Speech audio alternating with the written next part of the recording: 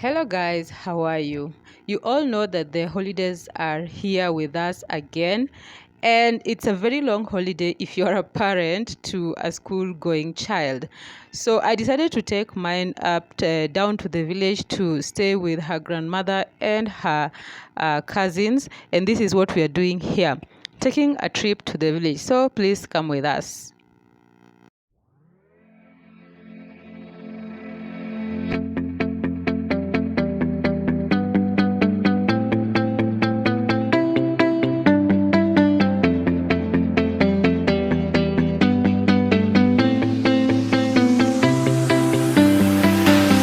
I see the light inside you, brighter than the skies. Hold on, just let us escape and fly away tonight. We have the world in our sight, and I know together we'll be alright. Can you see forever we will go?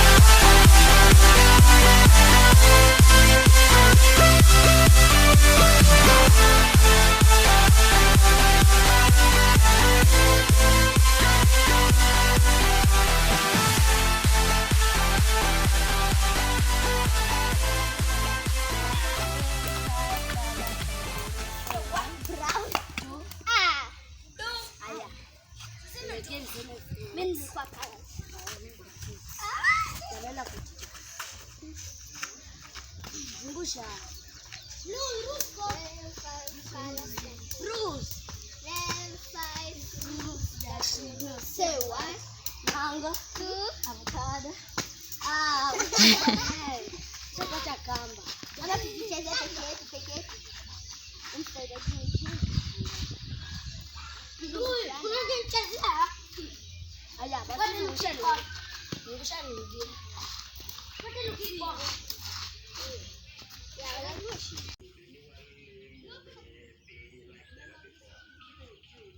Go! Yay! Good morning. Today is Wednesday.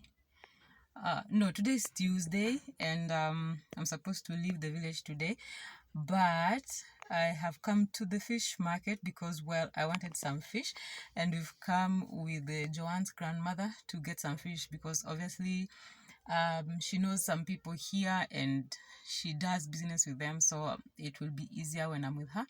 So we're just going to see.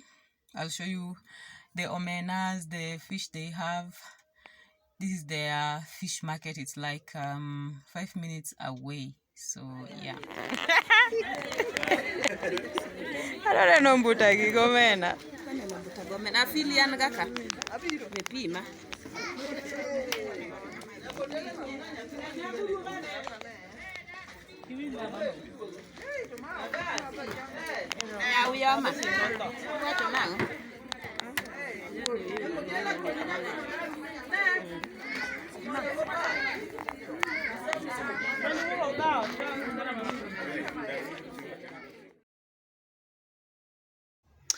You can see in this basin that there are two types of fish.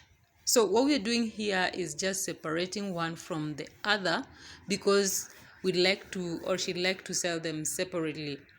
So she'll separate, and then after separating, she'll clean. That just means adding water in the basin and then removing any dirt that is floating and trying to separate just a little bit more. After that, she will spread them on this rack to dry. It really helps if the sun is like really out, so they dry well, okay? And because she does not want to dry them so much, because she'll fry them, it will just be for a while that they'll be on this rack. Okay, I'm sorry I did not show you the fish over here, but we also clean the fish and fry them, and that got us to be really, really late. Okay, but it was worth the while. So what we're doing here is just spreading out the fish to dry and separating a little bit more, so we have different sizes because they're different at this size and at the other size, and people prefer them. People have different preferences, so that's what we are doing. That once they're dry to our liking, then we get to fry them. Okay, you can either dry your omena by sun or you can fry it. So this is around 11:30 as I wait for the fish to dry and be fried. So I was just seated here like talking to these little ones, getting their feelings about different things. And I just would like to say that I am super proud of Joan, simply because of the way she's been able to blend here with her cousins. These are cousins that she has not seen in a while, and if you didn't know better, you'd probably not believe that she hasn't been here for a long time. And I think that for me is very important, because I know that I don't have to worry when I go back home, because I know she's well taken care of. I know that she's getting along well with her cousins, and I know that this trip is going to be, she's going to make a lot of memories from this trip, and I know that she will enjoy it. As you can see, yeah, she will enjoy this trip and she'll make a lot of memories to remember from it. So I really love that. Yeah. As we continue waiting for the fish to get ready, it began to pour like heavily, and this rain went on for like about 45 minutes, and so we couldn't leave. We had to wait for it to subside. Okay, and of course we had to transfer the frying of the fish from outside to the kitchen, so that we are able to continue with it. But it was heavy rain. See that the mango tree over there. It rained heavily, and at some point probably, like, we thought maybe we should just forget about traveling and do it the next day. But then again, how sure were we that it would not rain the next morning? So we just waited for it to subside a bit, and then we left. And as you can imagine, that took us some more time. Even as we waited for the fish got ready, the rain was still pouring, and we couldn't do anything. We just had to wait for it, to subside and see if we could start our journey. Okay. Yeah, and eventually we did start our journey at around 1:45 for going back home. And as I told you, my baby was not in any way like upset that we were leaving, and that I think was really awesome. So here we are going back home. As you can see, the weather is it's still cloudy, it's still raining, but not as much. It has subsided a bit.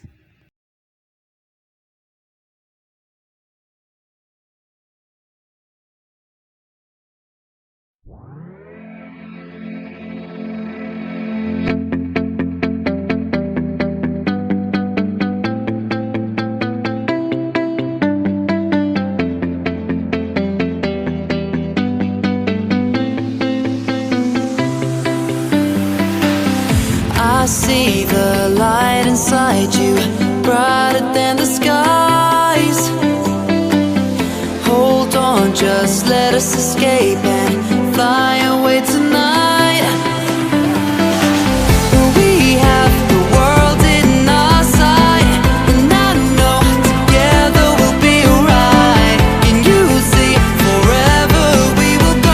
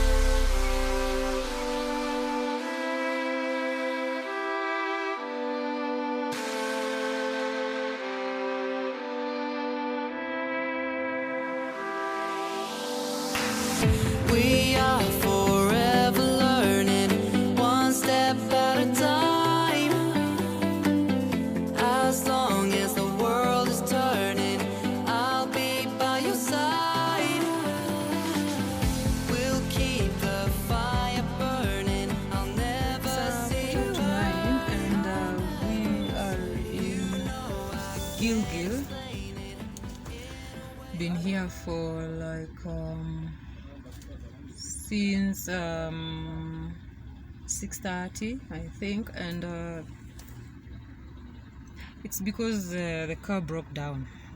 But we did get what do we call them, a mechanic who checked it, and apparently the fan is not working. That's why it's heating up, so we have to like get a new fan so that we replace it and then the car can run again.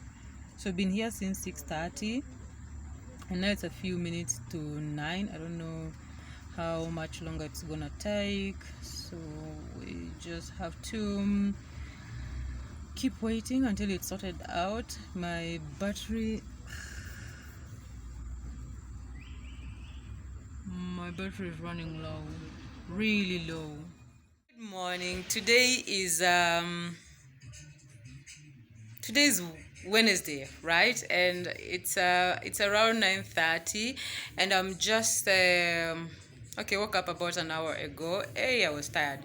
Anyway, I have just taken a bath and now I want to take breakfast. But let me tell you, Mina,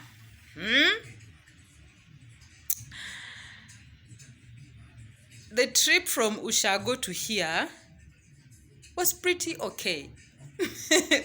pretty okay until we got to Gilgil and the cars, like just heated up and we had to put it on the roadside and find out what the problem is, and that took us like 3 or 4 hours.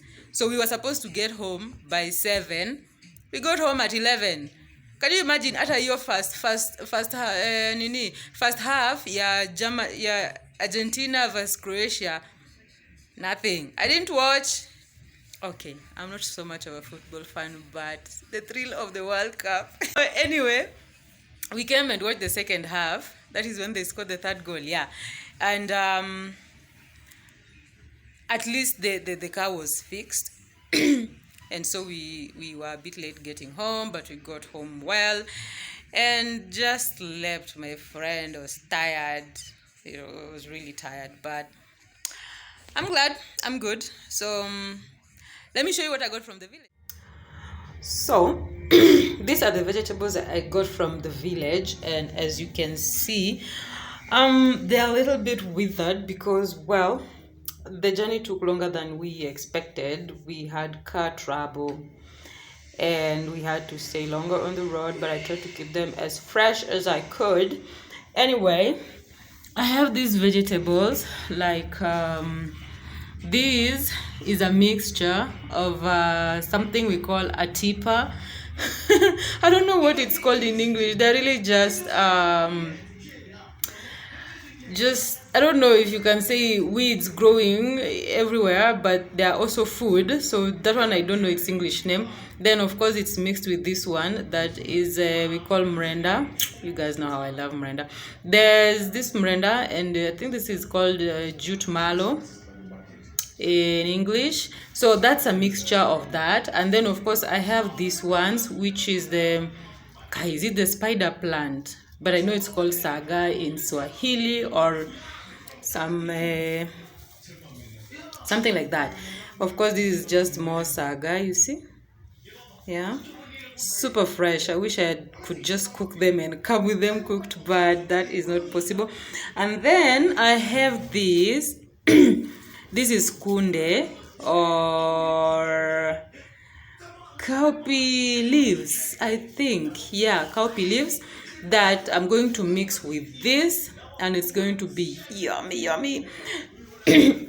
I remember when I was young and I used to live with my grandmother. She used to cook this a lot. It's just like the mrenda. It is a bit I don't want to use the word slimy, but for lack of a better word, that's what I'm going to say.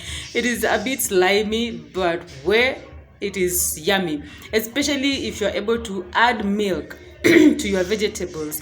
I used to eat it, but I think at some point I became lactose intolerant, so I cannot add milk to my vegetables, unfortunately. But I understand there is a lactose free milk. Maybe I try that, but yeah.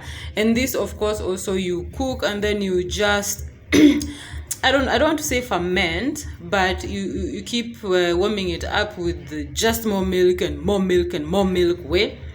Anyway, until it's just like fat. You can skim the fat on top of it. Anyway, so I need to sort this out before it goes bad. Yeah, and cook it. I hope I can do that today before the day ends. Or if I'm not able to cook it, I'll just make sure at least I have sorted them out and boiled it so it doesn't go bad. Awesome.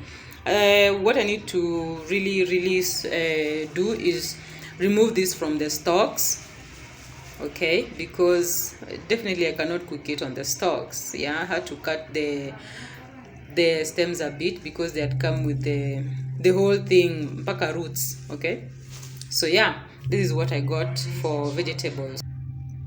I also got me some fish. Oh my god, fish from the village.